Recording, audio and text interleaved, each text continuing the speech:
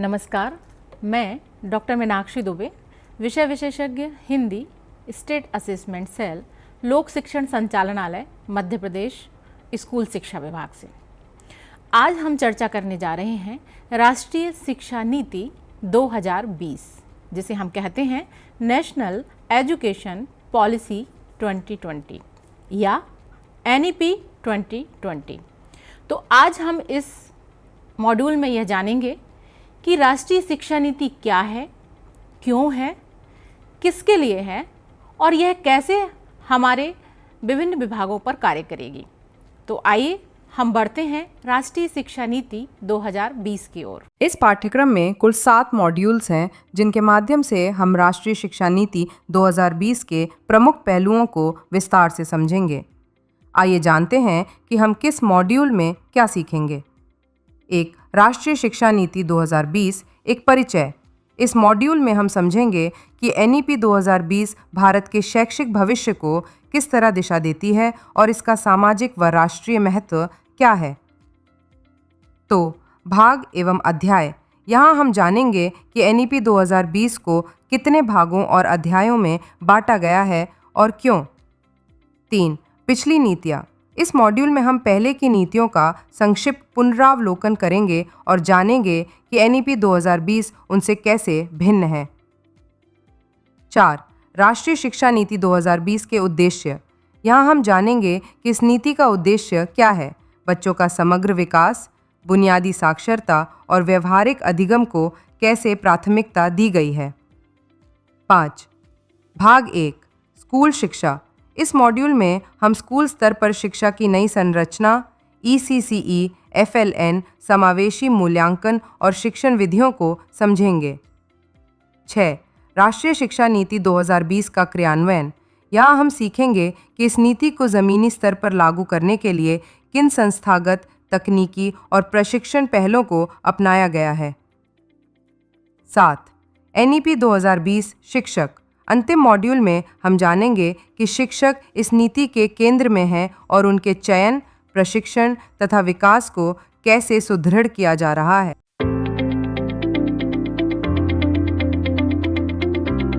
सर्वप्रथम हम यह जानेंगे कि राष्ट्रीय शिक्षा नीति क्या है। तो आइए एक परिचय हम राष्ट्रीय शिक्षा नीति का प्राप्त कर लेते हैं। शिक्षा पूर्ण मानव क्षमता को प्राप्त करने, एक न्यायसंगत और न्यायपूर्ण समाज के विकास और राष्ट्रीय विकास को बढ़ावा देने के लिए मूलभूत आवश्यकता है। गुणवत्तापूर्ण शिक्षा तक सार्वभौमिक पहुंच प्रदान करना, वैश्विक मंच पर सामाजिक न्याय और समानता, वैज्ञानिक उन्नति, राष्ट्रीय एकीकरण और सांस्कृतिक संरक्षण के संदर्भ में भारत की सतत प्रगति और आर्थिक विकास की कुंजी है। अतः सार्वभौमिक उच्चतर स्तरीय शिक्षा वह उचित माध्यम है जिससे देश की समृद्धि, प्रतिभा और संसाधनों का सर्वोत्तम विकास और संवर्धन व्यक्ति, समाज, राष्ट्र और विश्व की भलाई के लिए किया जा सकता है।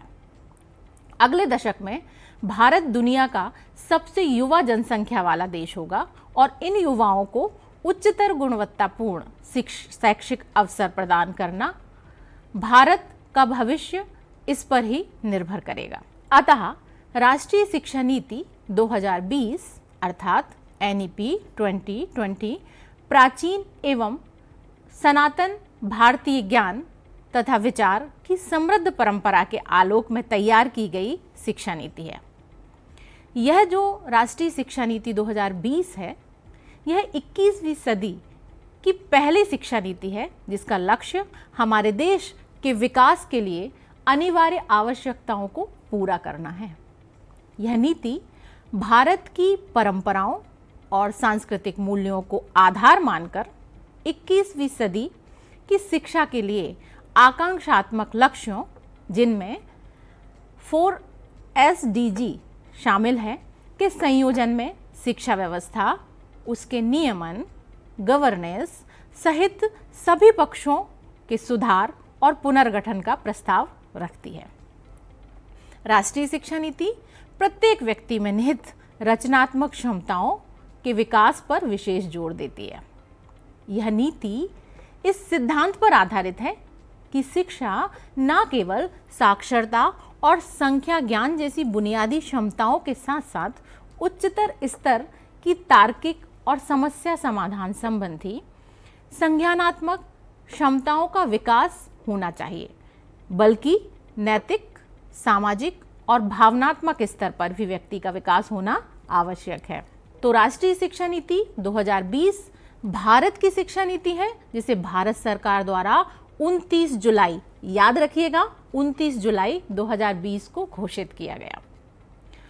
यह जो नीति है इसे अंतरिक्ष वैज्ञानिक के कस्तूरी रंगन की अध्यक्षता वाली समिति की रिपोर्ट पर आधारित यह नीति है। राष्ट्रीय शिक्षा नीति 2020 के अंतर्गत मानव संसाधन प्रबंधन मंत्रालय अर्थात MHRD का नाम परिवर्तित कर शिक्षा मंत्रालय कर दिया गया है। ये कुछ विशेष बिंदु हैं जिन्हें आपको देखना होगा। NEP 2020 के अंतर्गत केंद्र व राज्य सरकार के सहयोग से शिक्षा क्षेत्र पर देश की GDP के 6% हिस्से के बराबर निवेश का लक्ष्य रखा गया है। अगला बिंदु देखते हैं। नई जो राष्ट्रीय शिक्षा नीति 2020 है, इसके अंतर्गत 2030 तक, कब तक? 2030 तक सकल नामांकन अनुपात को 100% लाने का लक्ष्य रखा गया है। और नई शिक्षा नीति जो है वो वर्तमान में सक्रिय या पूर्व में सक्रिय हम कह सकते हैं 10+2 के जो शैक्षिक मॉडल के स्थान पर अब शैक्षिक पाठ्यक्रम को 5+3+3+4 शिक्षा प्रणाली के आधार पर विभाजित करने की इसमें बात कही गई है। तो बहुत बहुत धन्यवाद। आपने अभी इतने चर्चा के दौरान यह जाना कि वास्तविकता में राष्ट्रीय शिक्षा नीति का परिचय आप इसके माध्यम से जान पाए कि राष्ट्रीय शिक्षा नीति है क्या, किस संदर्भ में उसको तैयार किया गया, उस समिति कौन सी समिति थी, उसके अध्यक्ष कौन थे। इस प्रकार आप राष्ट्रीय शिक्षा नीति के परिचय से अभी तक परिचित हो पाए हैं। हमने इस मॉड्यूल से सीखा कि शिक्षा केवल ज्ञान का साधन नहीं, बल्कि सामाजिक न्याय, सांस्कृतिक सुरक्षा और राष्ट्रीय विकास का आधार है। राष्ट्रीय शिक्षा नीति 2020 भारतीय मूल्यों और वैश्विक आवश्यकताओं का संतुलित दस्तावेज है। अब बढ़ते हैं अगले मॉड्यूल की ओर।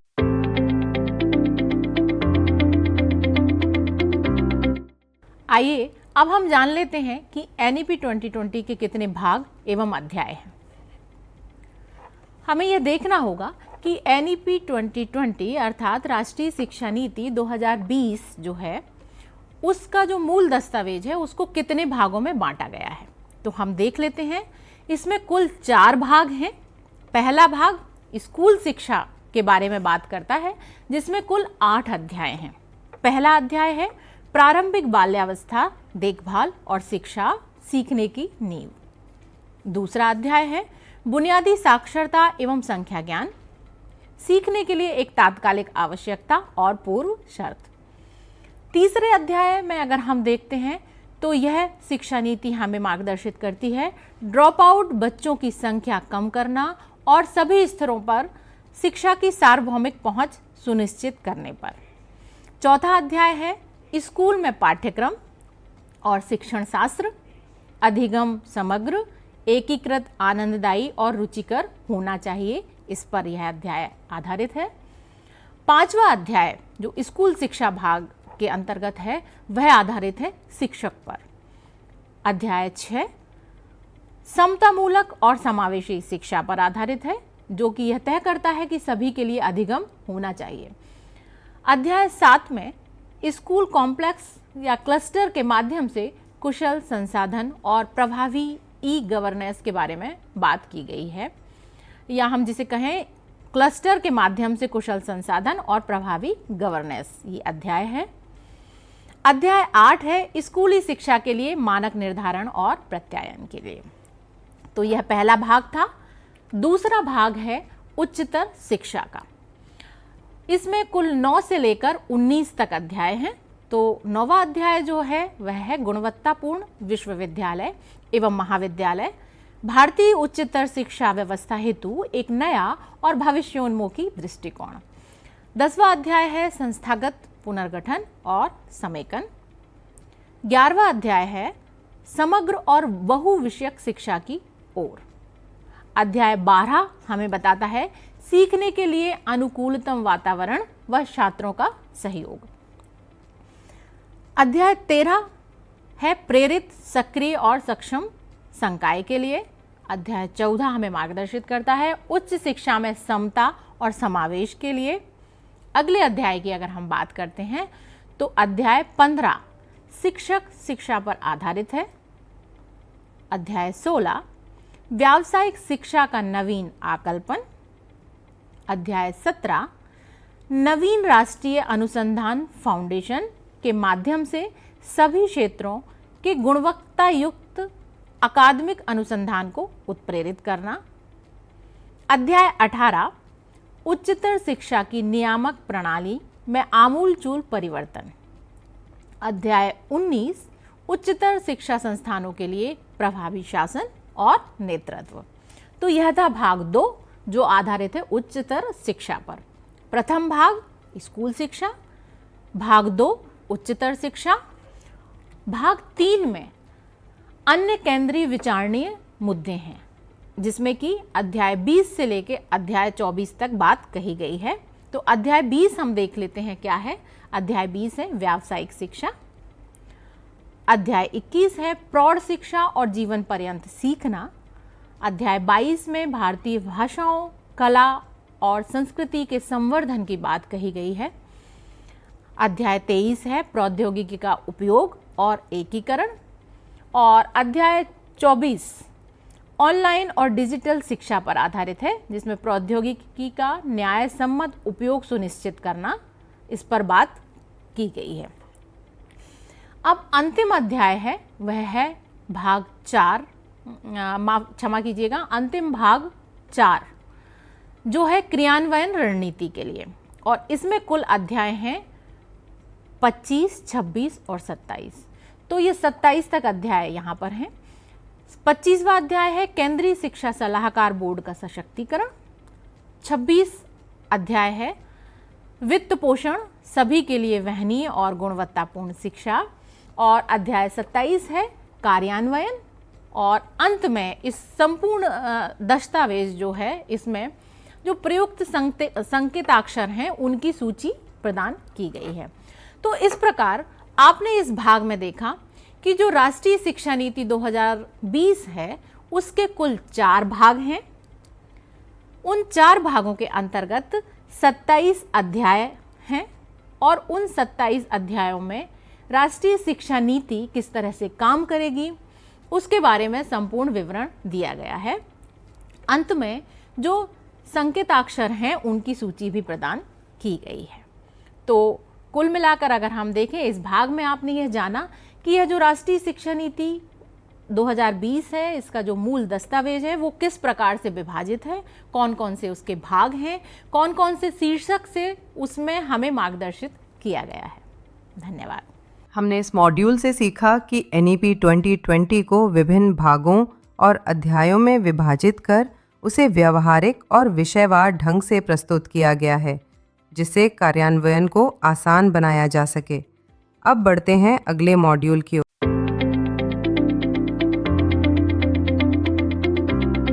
अब इस भाग में हम देखेंगे कि राष्ट्रीय शिक्षा नीति के पूर्व पिछली नीतियां कौन सी थीं।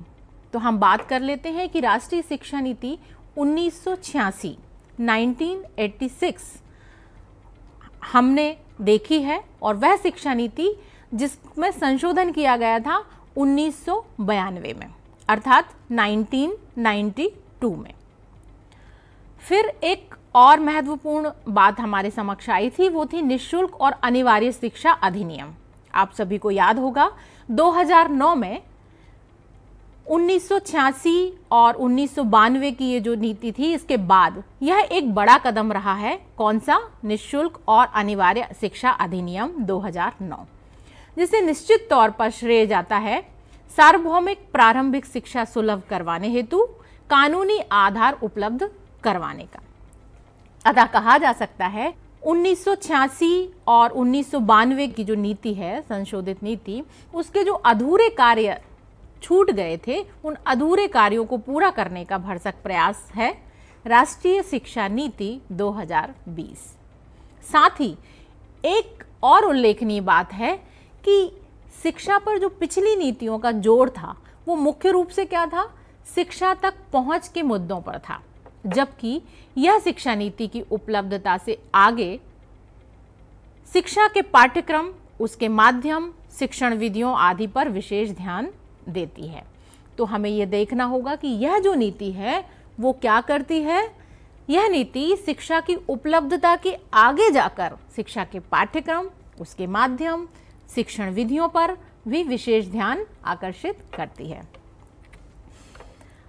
अब राष्ट्रीय शिक्षा नीति 2020 के आधार पर हम देखते हैं कि शैक्षिक प्रणाली का आखिर उद्देश्य क्या है। तो शैक्षिक प्रणाली का उद्देश्य जो इस दस्तावेज में कहा गया है वह क्या है, अच्छे नागरिकों का निर्माण करना। निश्चित तौर पर अच्छे नागरिकों का निर्माण करना किसी भी देश के लिए सबसे पहला एक उद्देश्य होना चाहिए और है।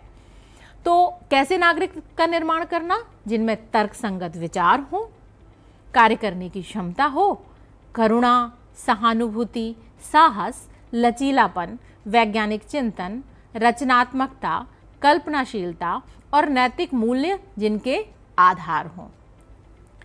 संविधान द्वारा परिकल्पित समावेशी और बहुलतावादी समाज के निर्माण में बेहतर ढंग से योगदान करने वाले उत्पादक व्यक्तित्व तैयार करना, यह भी हमारी शिक्षा प्रणाली का उद्देश्य है। और अब हम देखें कि शैक्षिक प्रणाली का उद्देश्य हमने देख लिया। अच्छी शैक्षणिक संस्था क्या होती है, इस बारे में हमारी राष्ट्रीय शिक्षा नीति क्या कहती है। तो यहाँ हमें मार्गदर्शित किया जाता है कि अच्छी शैक्षणिक संस्था वह है जिसमें प्रत्येक विद्यार्थी का स्वागत हो, उसकी पूरी देखभाल हो, प्रेरणादायी और सुरक्षित सीखने का वातावरण हो, सीखने के विविध अनुभव उपलब्ध हो और सीखने की दिशा में एक बेहतर बुनियादी ढांचा और संसाधनों की उपलब्धता हो। तो इन दोनों के आधार पर राष्ट्रीय शिक्षा नीति 2020 के जो आधार सिद्धांत हैं, तो अतः NEP 2020 हमें कुछ मूलभूत सिद्धांत देती है जो शैक्षिक प्रणाली और शिक्षण संस्थाओं दोनों का मार्गदर्शन करेगी। तो वो सिद्धांत क्या हैं, आइए देख लेते हैं। वह सिद्धांत हैं कि हर बच्चे की विशिष्ट क्षमताओं की स्वीकृति, पहचान और उनके विकास हेतु प्रयास। अगला सिद्धांत है बुनियादी साक्षरता और संख्या ज्ञान को सर्वाधिक प्राथमिकता। लचीलापन, ज्ञान प्राप्ति में हानिकारक ऊंच नीच, परस्पर दूरी और असंबद्धता को दूर करने हेतु कला और विज्ञान, पाठ्यक्रम और पाठ्येतर गतिविधियों तथा व्यावसायिक और शैक्षणिक धाराओं के बीच समन्वय। अगला सिद्धांत जो काम करता है वह है बहुविषयक और समग्र शिक्षा का विकास। फिर रटंत पद्धति अर्थात जो रोट लर्निंग है, तो रटंत पद्धति एवं केवल परीक्षा के लिए शिक्षा पर जोर ना देकर अवधारणात्मक समझ पर जोर देना। अगला बिंदु है जो जिस सिद्धांत पर हमें कार्य करना है वो है बहुभाषिकता तथा भाषा की शक्ति को प्रोत्साहन, जीवन कौशल, सीखने के लिए सतत मूल्यांकन पर जोर। अगला सिद्धांत तकनीकी के यथासंभव उपयोग पर बल, विविधता और स्थानीय परिवेश के लिए पाठ्यक्रम, शिक्षण शास्त्र और नीति में एक सम्मान। शैक्षिक निर्णयों का आधार पूर्ण समता और समावेशन हो, यह एक सिद्धांत है। और प्रत्येक स्तर के शिक्षा पाठ्यक्रमों में आपस में सामंजस्य हो, शिक्षकों और संकाय को सीखने की प्रक्रिया का केंद्र मानना, शिक्षा में नवाचारों को बढ़ावा देना, उत्कृष्ट स्तर का शोध जिसके परिणाम स्वरूप गुणवत्तापूर्ण शिक्षा और उसके विकास की दिशा में आगे बढ़ा जा सके। निरंतर अनुसंधान, यह भी एक सिद्धांत है जिसमें नियमित मूल्यांकन और उसकी सतत समीक्षा आती है। भारतीय जड़ों से बंधे रहना, यह एक मूलभूत सिद्धांत है कि भारतीय जड़ों से बंधे रहना और जहां प्रासंगिक लगे वहां भारत की समृद्ध परंपरा और संस्कृति एवं ज्ञान प्रणालियों को सम्मिलित कर उनसे प्रेरणा प्राप्त करना। शिक्षा एक सार्वजनिक सेवा अर्थात गुणवत्तापूर्ण शिक्षा प्रत्येक बच्चे का मौलिक अधिकार हो। एक मजबूत, जीवंत सार्वजनिक शिक्षा प्रणाली में पर्याप्त निवेश। अब हम देखते हैं कि इस नीति का विजन क्या है। तो इस राष्ट्रीय शिक्षा नीति का विजन भारतीय मूल्यों से विकसित शिक्षा प्रणाली है, जो सभी को उच्चतर गुणवत्तापूर्ण शिक्षा उपलब्ध कराकर भारत को वैश्विक ज्ञान की महाशक्ति बनाकर भारत को एक जीवंत और न्याय संगत ज्ञान समाज में बदलने के लिए प्रत्यक्ष रूप से योगदान करेगी। नीति में परिकल्पित है कि हमारे संस्थानों की जो पाठ्यचर्या है और शिक्षा विधि है, उसमें शिक्षा विधि छात्रों में अपने मौलिक दायित्वों और सांवैधानिक मूल्यों, देश के साथ जुड़ाव और बदलते विश्व में नागरिक की भूमिका और उत्तरदायित्वों की जागरूकता उत्पन्न करे। एक अन्य विजन अगर हम देख लें नीति का, तो वह है कि नीति का विजन छात्रों में भारतीय होने का गर्व उत्पन्न करना है। निश्चित तौर पर भारतीय होने का गर्व उत्पन्न करना इस नीति का मुख्य लक्ष्य भी है, और यह भारतीयता का गर्व न केवल विचारों अपितु व्यवहार, बुद्धि, कार्यों, साथ ही साथ ज्ञान, कौशल, मूल्यों में भी होना चाहिए, जिससे मानवाधिकारों, स्थायी विकास और जीवन यापन तथा वैश्विक कल्याण के लिए प्रतिबद्ध हो। सही मायने में वैश्विक परिदृश्य में हमारा बच्चा ढल सके। तो इस भाग में आपने देखा कि हमारी जो शिक्षा नीति, राष्ट्रीय शिक्षा नीति है, उसका विजन क्या है, वो किस सिद्धांत पर कार्य करती है और किन सिद्धांतों का पालन करके हमें अपनी शिक्षा प्रणाली और आगे पाठ्यक्रम में बढ़ना चाहिए। हमने इस मॉड्यूल से सीखा कि NEP 2020 पूर्ववर्ती नीतियों की कमियों को दूर कर शिक्षा की गुणवत्ता और पहुंच दोनों पर संतुलित दृष्टिकोण प्रदान करती है। अब बढ़ते हैं अगले मॉड्यूल की ओर।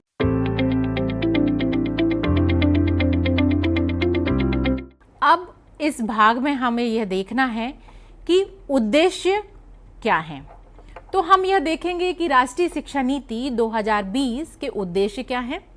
किसी शिक्षा शास्त्री का मुझे एक कथन याद आ रहा है, जब वो कहते हैं कि उद्देश्य के ज्ञान के अभाव में शिक्षक उस नाविक के समान है जिसे लक्ष्य का ज्ञान नहीं होता, और शिक्षार्थी उस पतवार विहीन नौका के समान जो लहरों के थपेड़े खाते हुए तट तक पहुंचती है। तो किसी भी शिक्षा के किसी भी बात के लिए आवश्यक है उद्देश्य का होना। राष्ट्रीय शिक्षा नीति 2020 का उद्देश्य क्या है, तो आइए हम देख लेते हैं। सभी के लिए शिक्षा की सार्वभौमिक उपलब्धता, यह इसका उद्देश्य है। 3 से 18 वर्ष के सभी बच्चों के लिए गुणवत्तापूर्ण और समावेशी शिक्षा सुनिश्चित करना। अगला उद्देश्य है बुनियादी साक्षरता और संख्या ज्ञान, जिसे हम FLN कहते हैं, को मजबूत करना। इसके अंतर्गत हर बच्चे को पढ़ने, लिखने और गणना करने में दक्ष बनाना है। अगले उद्देश्य की अगर हम बात करें तो वह उद्देश्य है समग्र, बहुविषयक और आनंददायक शिक्षा। तो हमें इसमें यह देखना है, यह उद्देश्य यह कहता है कि सीखने को रटने के बजाय, अर्थात सीखने की जो प्रक्रिया है उसे रोट लर्निंग के स्थान पर व्यावहारिक, रचनात्मक और अनुभवात्मक बनाना, ताकि हमारे बच्चे रोट लर्निंग की दिशा से हटकर अपने अनुभव, व्यवहार और रचनात्मकतापूर्ण शिक्षा प्राप्त करें। अगला उद्देश्य है शिक्षकों और स्कूल प्रशासन को सशक्त बनाना। इसके लिए शिक्षकों के प्रशिक्षण, कैरियर प्रगति और विद्यालयों की प्रशासनिक दक्षता को सुधारना लक्ष्य रहेगा। फिर अगले उद्देश्य की अगर हम बात करें तो वह है प्रौद्योगिकी और नवाचार का उपयोग करना, जिसमें डिजिटल शिक्षा, ऑनलाइन लर्निंग और तकनीकी संसाधनों को बढ़ावा देना लक्ष्य रहेगा। अब हम बात करें विद्यालयीन स्कूल शिक्षा के उद्देश्य पर, तो हम कह सकते हैं कि सर्वांगीण विकास पर जोर देना यह एक प्रमुख लक्ष्य है। जिज्ञासा और रचनात्मकता को प्रोत्साहन, सीखने की प्रक्रिया को अधिक खोजपरक, तार्किक, समस्या समाधान उन्मुख बनाना यह लक्ष्य है। गुणवत्ता और समानता सुनिश्चित करना एक उद्देश्य हमारा यह है। सभी बच्चों को समान अवसर देते हुए शिक्षा में गुणवत्ता बनाए रखना। आजीवन सीखने की प्रवृत्ति विकसित करना, अर्थात छात्रों को सीखने के प्रति रुचि और नवाचार करने की मानसिकता प्रदान करना यह उद्देश्य है। अगला उद्देश्य है भारतीय मूल्यों और वैश्विक दृष्टिकोण का समावेश शिक्षा प्रणाली में करना। हम उच्च शिक्षा के उद्देश्यों की अगर बात करें तो गुणवत्तापूर्ण और समावेशी उच्च शिक्षा सभी छात्रों को समान अवसर प्रदान कर उत्कृष्टता और नवाचार को बढ़ावा देना। अगला उद्देश्य है बहुविषयक और लचीली शिक्षा प्रणाली, जिसमें कठोर विषय सीमाओं को हटाकर छात्रों को विभिन्न विषयों का अध्ययन करने की स्वतंत्रता देना। अगला उद्देश्य है शोध और नवाचार को बढ़ावा देना। तो उच्च शिक्षण संस्थानों में अनुसंधान संस्कृति विकसित करना और प्रौद्योगिकी आधारित शिक्षा को बढ़ावा देना यह एक उद्देश्य है।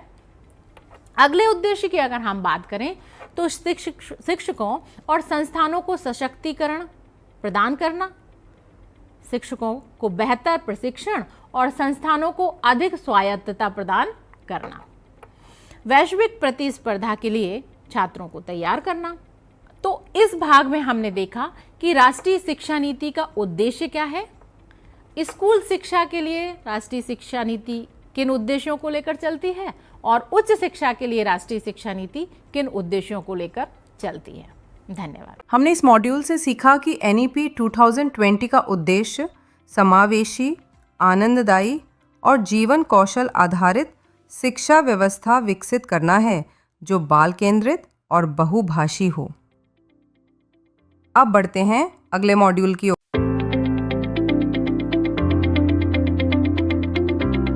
तो अब हम देखते हैं स्कूल शिक्षा के बारे में राष्ट्रीय शिक्षा नीति क्या कहती है। चूंकि यह शिक्षा नीति बहुत विस्तार लिए हुए है और निर्धारित समय में सभी बिंदुओं पर चर्चा किया जाना संभव नहीं है, अतः हम इस मॉड्यूल में बात करेंगे राष्ट्रीय शिक्षा नीति के भाग 1 स्कूल शिक्षा पर। आप पहले देख चुके हैं, पहले के भागों में आपने जाना कि राष्ट्रीय शिक्षा नीति 2020 जो मूल दस्तावेज है उसका प्रथम भाग है स्कूल शिक्षा। तो हम स्कूल शिक्षा पर ही बात करने जा रहे हैं। सबसे पहले हम देखेंगे कि जो पिछला अकादमिक ढांचा था वो क्या था और अब इस राष्ट्रीय शिक्षा नीति 2020 में इस नए शैक्षणिक और पाठ्यक्रम ढांचे को किस प्रकार से परिवर्तित किया गया है। तो हम देख लेते हैं, पहले हमारा जो अकादमिक ढांचा था वो था, हमारे यहाँ जो प्रणाली चलती थी वो चलती थी 10+2 और अब जो नया शैक्षणिक और पाठ्यक्रम ढांचा है वो क्या है, वो है 5+3+3+4 की नई व्यवस्था में पुनर्गठित करने की बात की गई है। तो अब ये जो नए पाठ्यक्रम नई व्यवस्था 5+3+3+4 की नई व्यवस्था में हमारे जो शिक्षा है उसको पुनर्गठित करने का प्रयास किया गया है।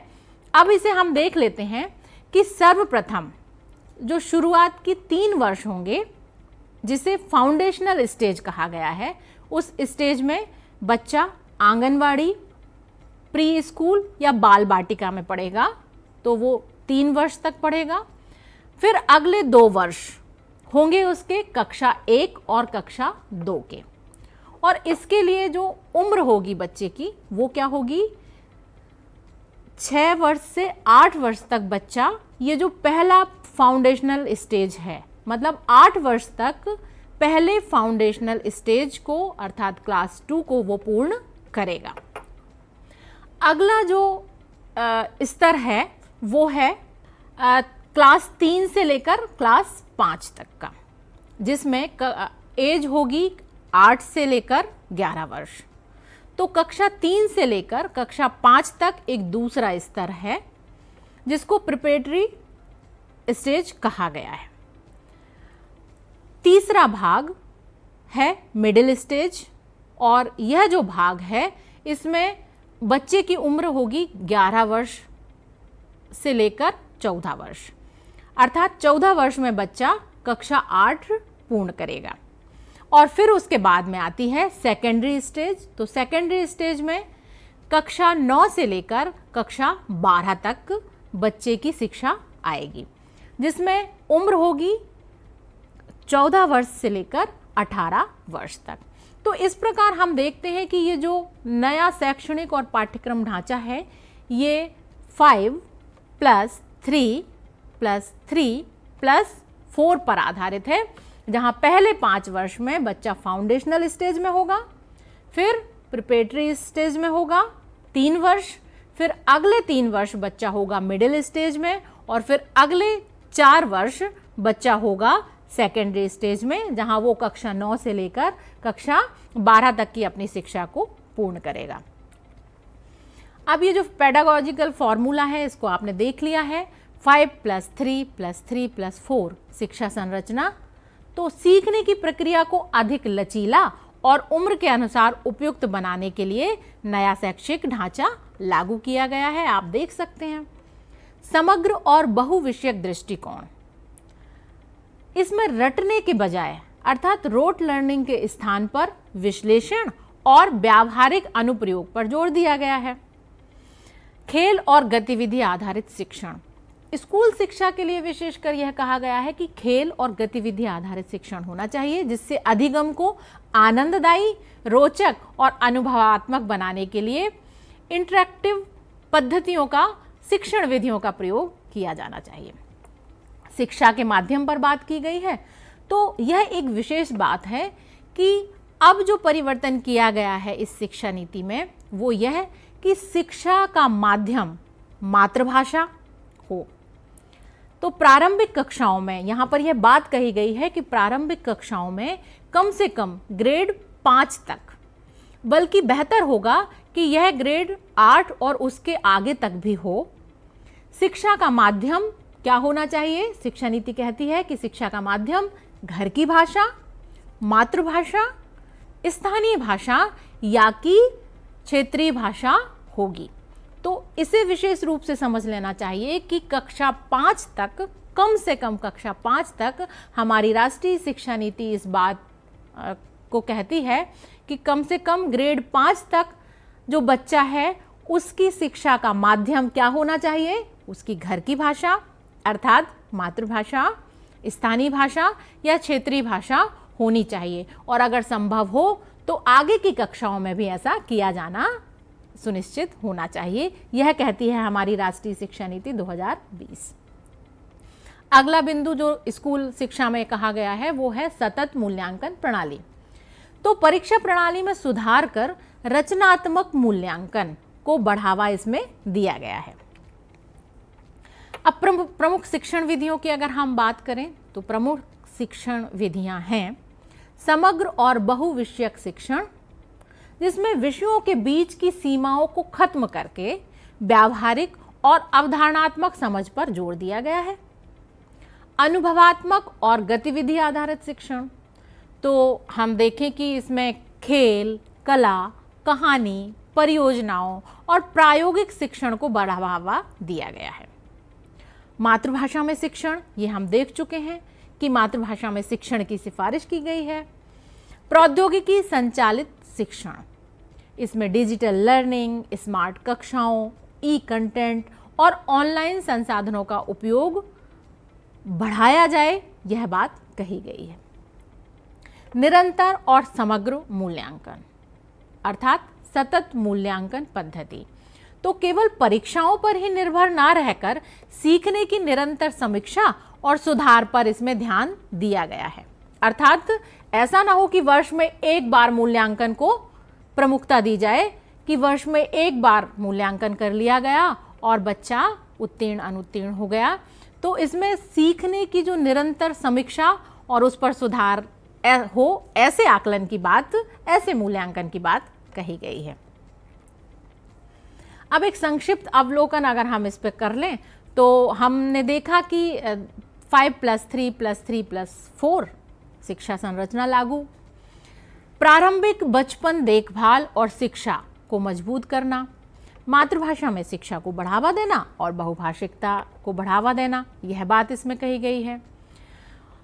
व्यावसायिक शिक्षा और डिजिटल लर्निंग को सशक्त बनाने की बात कही गई है। शिक्षक प्रशिक्षण और मूल्यांकन में सुधार की बात की गई है।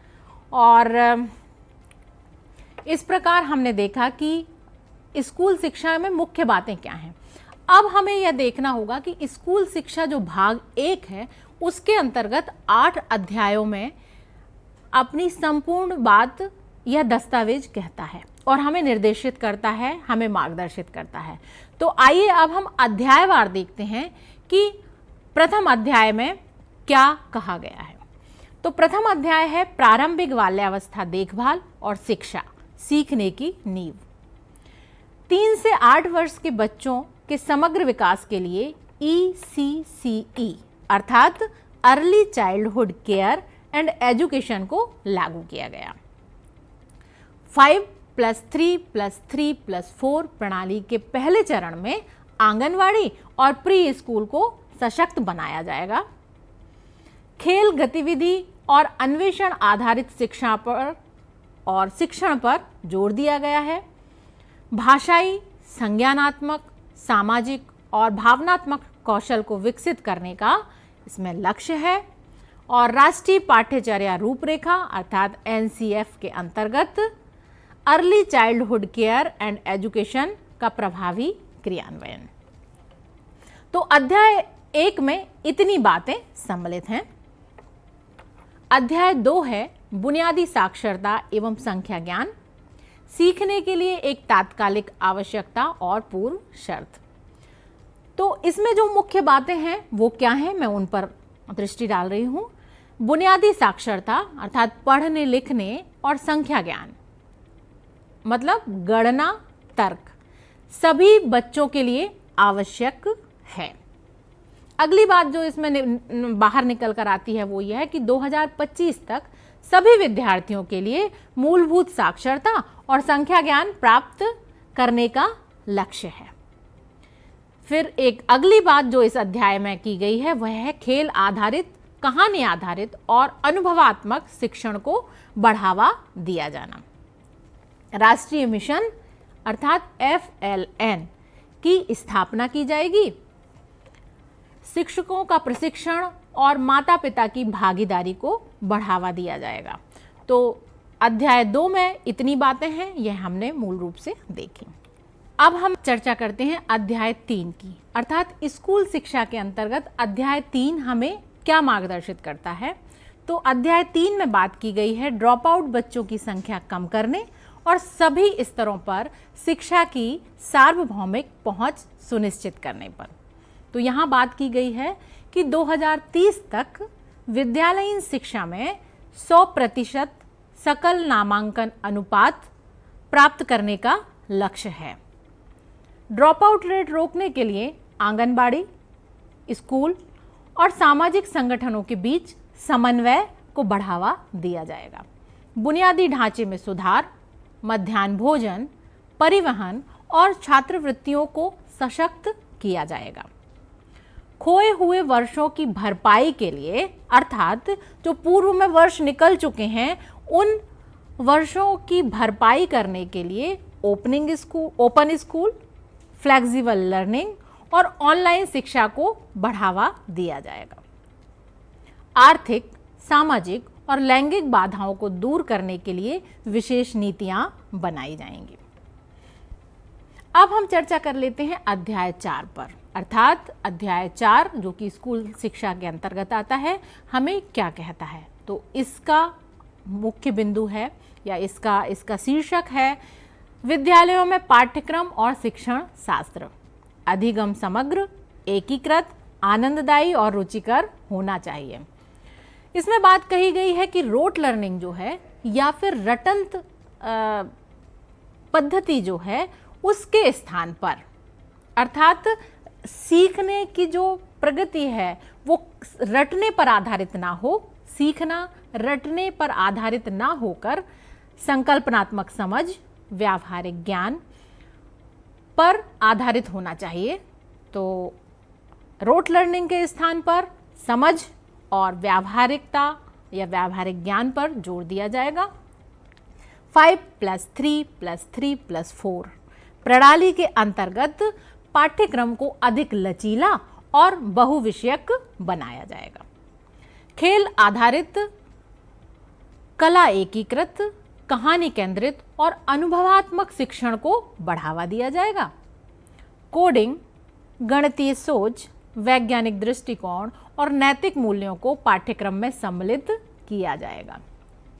अगला बिंदु जो इसमें निकल कर सामने आता है वह है कि शिक्षकों को नवीन शिक्षण विधियों के बारे में प्रशिक्षित किया जाएगा और उनको प्रशिक्षित कर शिक्षण को अधिक प्रभावी और आनंददायी बनाने के लिए प्रेरित किया जाएगा। बहुभाषावाद और भाषा की शक्ति की बात इस अध्याय में कही गई है। तो आप जब मूल दस्तावेज को पढ़ेंगे, पूर्ण दस्तावेज को पढ़िएगा, उसमें 4.11 से लेकर 4.22 तक विविध भाषाओं के प्रयोग की बात कही गई है, जिसके अनुसार कक्षा 5 तक की शिक्षा का माध्यम मातृभाषा, स्थानीय भाषा या क्षेत्रीय भाषा होगा, ऐसी बात इस अध्याय में कही गई है। अब हम देख लेते हैं अध्याय 5, स्कूल शिक्षा भाग 1 के अंतर्गत हम देख रहे हैं अध्याय 5, अर्थात जो राष्ट्रीय शिक्षा नीति का मूल दस्तावेज है उसके 4 भागों में से प्रथम भाग स्कूल शिक्षा और उसका 5वां अध्याय आधारित है शिक्षक पर। तो यहाँ क्या हमारा यह जो दस्तावेज है, यह जो अध्याय है, वह हमें क्या मार्गदर्शन देता है, आइए देखते हैं। इसमें शिक्षकों की भर्ती, प्रशिक्षण और कैरियर प्रगति में सुधार कर उन्हें सशक्त बनाया जाएगा, ऐसी बात कही गई है।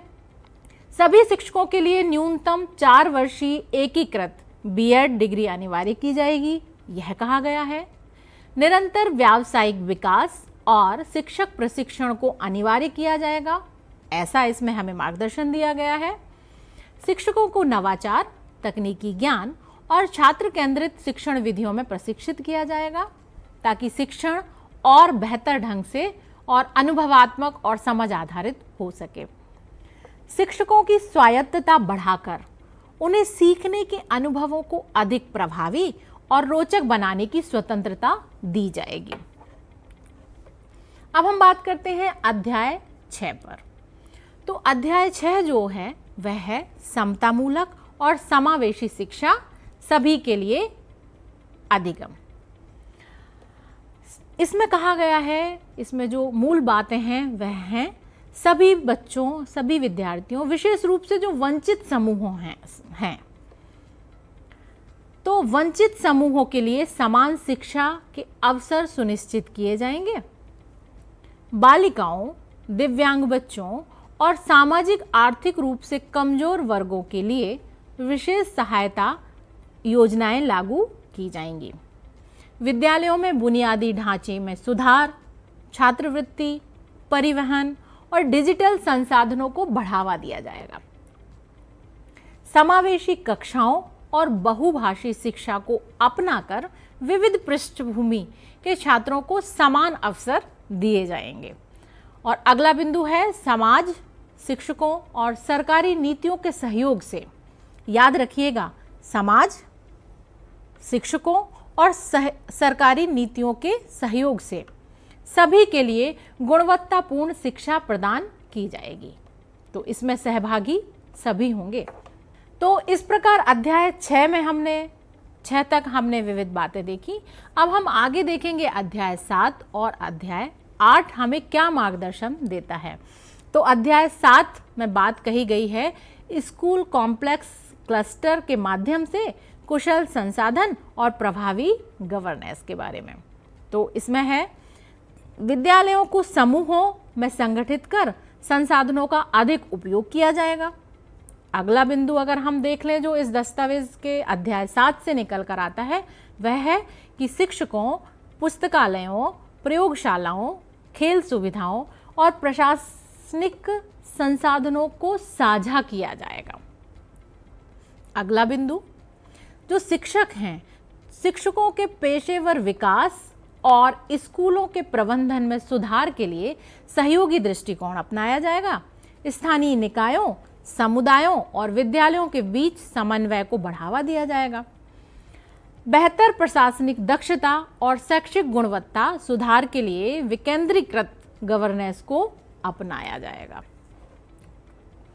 अध्याय 8 कहता है स्कूल शिक्षा के लिए मानक निर्धारण और प्रत्यायन के बारे में। तो इसके अंतर्गत जो मुख्य बिंदु हैं वो जान लीजिए। विद्यालयों की गुणवत्ता सुधारने के लिए पारदर्शी मानक और प्रत्यायन प्रणाली विकसित की जाएगी। स्कूल शिक्षा के लिए एक स्वतंत्र निकाय, स्कूल गुणवत्ता आकलन और प्रत्यायन फ्रेमवर्क लागू किया जाएगा।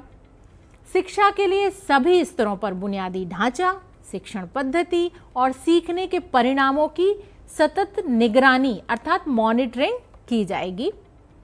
विद्यालयों को अकादमिक, प्रशासनिक और वित्तीय मामलों में अधिक स्वायत्तता प्रदान की जाएगी।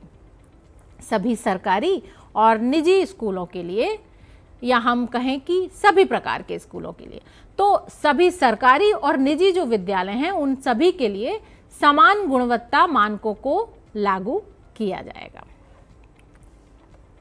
तो इस प्रकार हमने यह देखा इस भाग में कि हमारा जो भाग 1 स्कूल शिक्षा है उसके अंतर्गत कुल 8 अध्याय हैं और 8 अध्यायों में हमें विभिन्न बातों के लिए मार्गदर्शित किया गया है।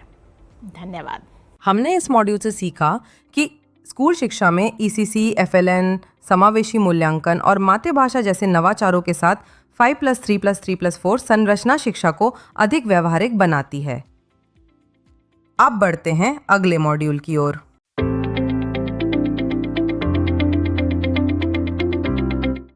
राष्ट्रीय शिक्षा नीति 2020 का क्रियान्वयन।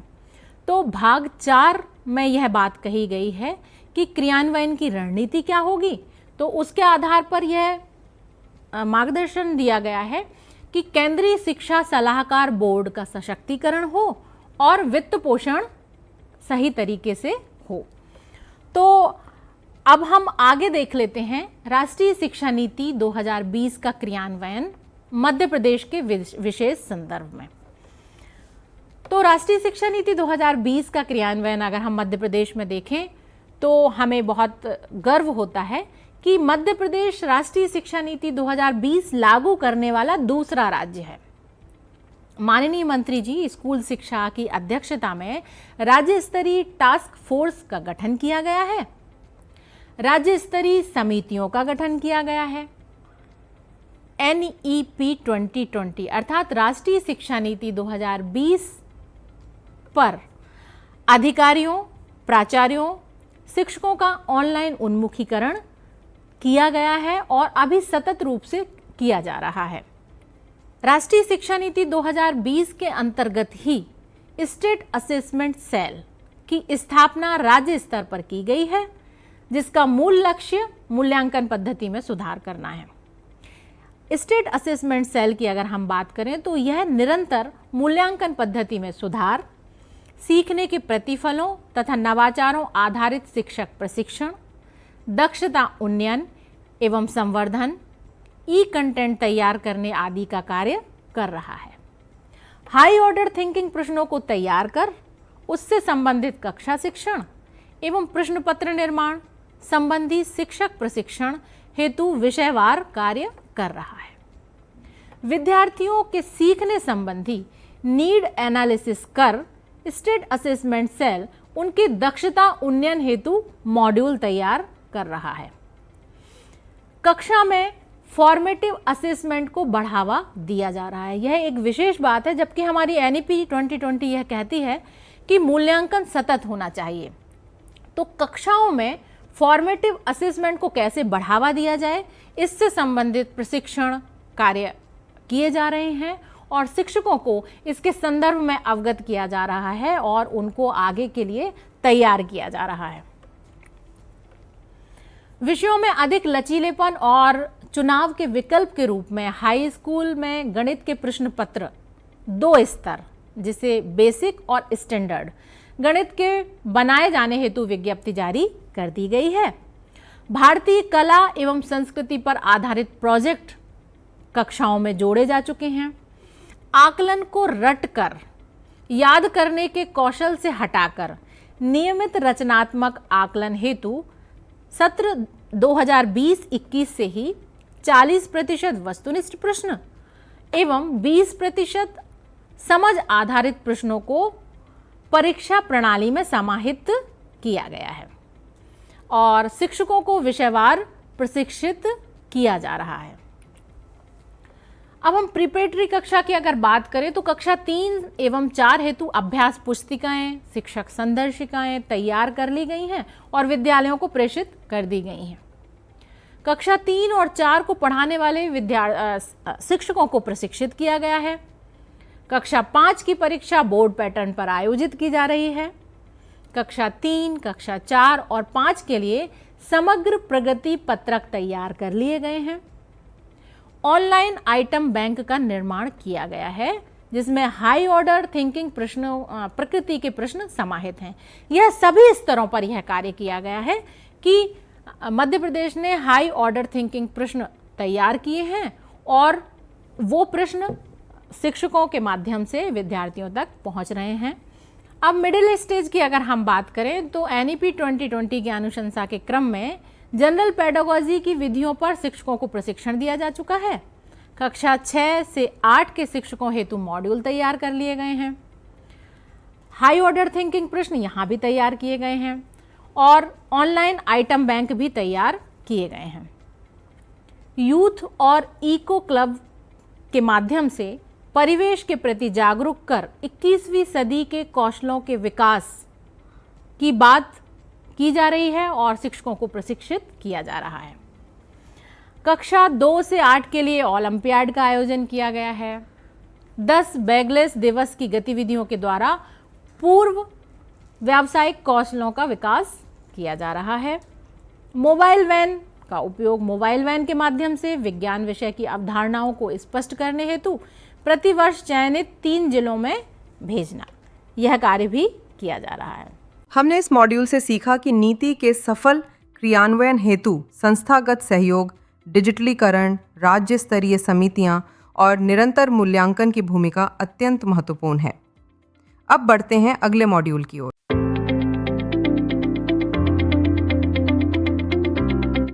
हम शिक्षक की बात करें कि हम शिक्षक के लिए के संदर्भ में मध्य प्रदेश ने क्या कार्य किए हैं, तो शिक्षा की गुणवत्ता सुनिश्चित करने हेतु प्रदेश में विगत 3 वर्षों में स्कूल शिक्षा विभाग द्वारा लगभग 35,000 रिक्त पदों पर शिक्षकों की नियुक्तियां की गई हैं।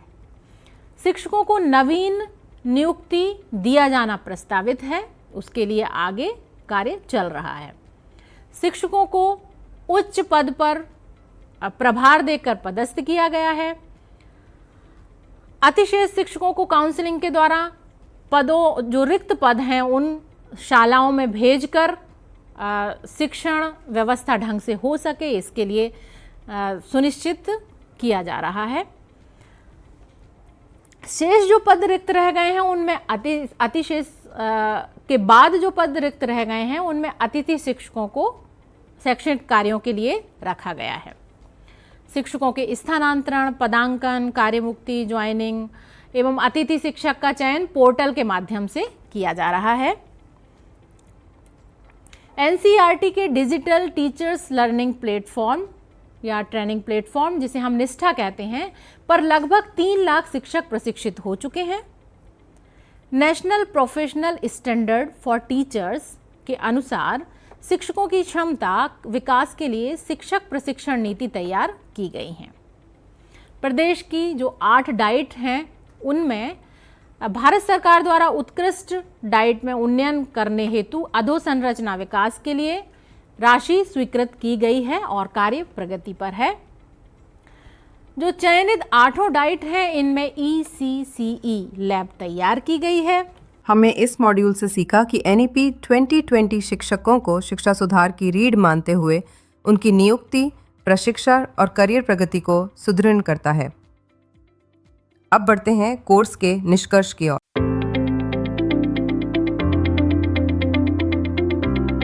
और हम देखेंगे कि मध्य प्रदेश में राष्ट्रीय शिक्षा नीति 2020 के क्रियान्वयन हेतु कुल 13 समितियों का गठन किया गया है और वो समितियां किन किन विषयों पर आधारित होंगी वो एक बार देख लेते हैं।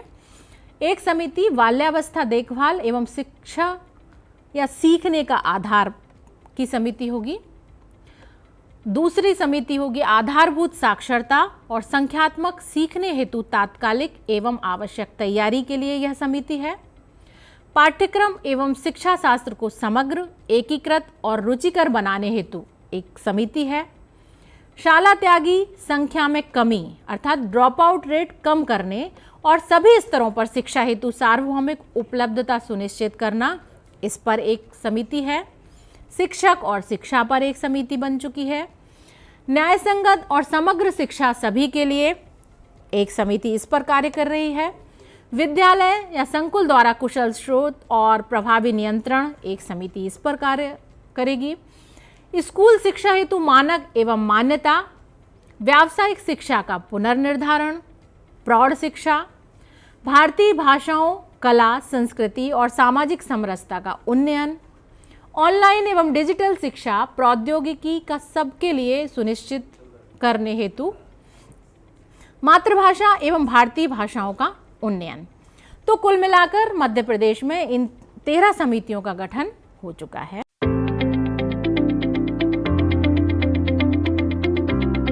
बहुत बहुत धन्यवाद। अंत में हम एक बार देख लेते हैं कि आपने इस मॉड्यूल में क्या जाना। तो आपने इस मॉड्यूल में यह जाना कि राष्ट्रीय शिक्षा नीति 2020 क्या है और उसमें कितने भाग हैं। राष्ट्रीय शिक्षा नीति में किन किन बिंदुओं पर चर्चा की गई है। स्कूल शिक्षा के बारे में राष्ट्रीय शिक्षा नीति क्या कहती है।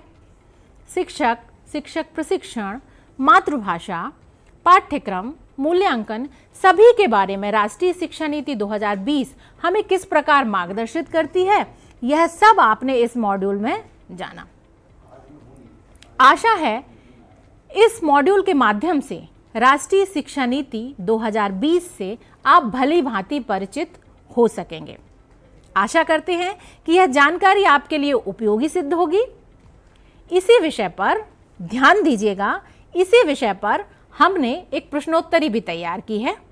आप उन प्रश्नों के उत्तर दीजिए। उत्तर देने के बाद आपको एक प्रमाण पत्र प्राप्त होगा जो आपके लिए निश्चित तौर पर उपयोगी सिद्ध होगा। धन्यवाद। अब हम जब प्रशिक्षण के अंत में आ गए हैं तो आइए देखते हैं कि हमने क्या क्या सीखा। राष्ट्रीय शिक्षा नीति 2020 केवल एक नीतिगत दस्तावेज नहीं बल्कि भारत की शैक्षिक दिशा और दर्शन का व्यापक दृष्टिकोण है। नीति के विभिन्न भागों और अध्यायों के माध्यम से शैक्षिक सुधारों को चरणबद्ध और संरचित तरीके से समझा गया। हमने जाना कि किस तरह पिछली नीतियों से सीख लेकर इस नीति को अधिक समावेशी, व्यावहारिक और वैश्विक संदर्भों के अनुरूप बनाया गया है। NEP 2020 के उद्देश्यों में बच्चों के समग्र विकास, बुनियादी साक्षरता और आनंददायक अधिगम पर विशेष बल दिया गया है। 5, 3+3, 3+4 जैसी नई संरचना, ECCE और मातृभाषा आधारित शिक्षण बच्चों की जड़ों से जुड़ी शिक्षा को सशक्त बनाते हैं। क्रियान्वयन के लिए केंद्र और राज्य सरकारों द्वारा रणनीतिक स्तर पर ठोस पहल की गई है। समितियां गठित हुईं, डिजिटल एकीकरण को बढ़ावा मिला और प्रशिक्षण मॉड्यूल विकसित किए गए। शिक्षक को नीति के केंद्र में रखा गया है, चाहे वह उनकी योग्यता हो, सतत व्यावसायिक विकास हो या तकनीकी दक्षता। मध्य प्रदेश ने NEP 2020 के कई पहलुओं पर अग्रसर रहते हुए सराहनीय कार्य किया है, जैसे ECCE लैब्स, प्रिपरेटरी कक्षाएं और ऑनलाइन मूल्यांकन बैंक। अब हम अपने अंतिम पड़ाव की ओर बढ़ते हैं, जो है अंतिम मूल्यांकन।